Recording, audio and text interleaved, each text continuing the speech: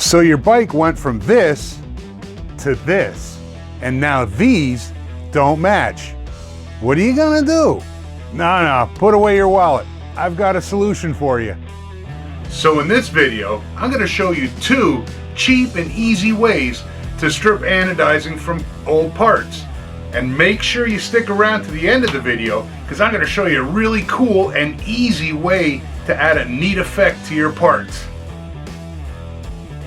For this method, all you're gonna need is a glass or a jar, something to hang your part from, of course an anodized part that needs stripping, and the secret ingredient.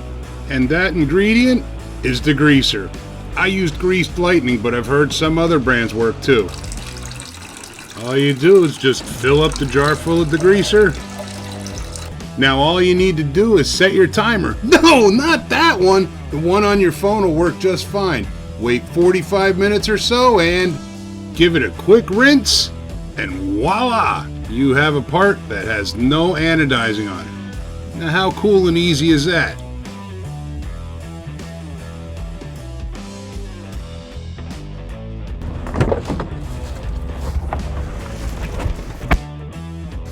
All right, you guys ready for method number 2? You're gonna love this. It's easy off oven cleaner. Make sure you get the yellow one, the heavy duty, because the other ones don't work. You simply spray on a generous portion of oven cleaner and then wait for about 20 minutes. When the time's up, just spray it off. If you weren't generous enough with that oven cleaner, this method may take multiple attempts. It took me 2 attempts to de-anodize, if that's even a word, this part. Now in my experience, the first method is better for small parts with details. The second method is a lot better at doing things like swing arms. Well, I promised you all a great bonus tip on how to apply a neat effect to any of your parts. So here it is.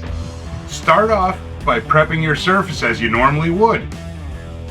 After that, you're going to want to apply your base coat of color.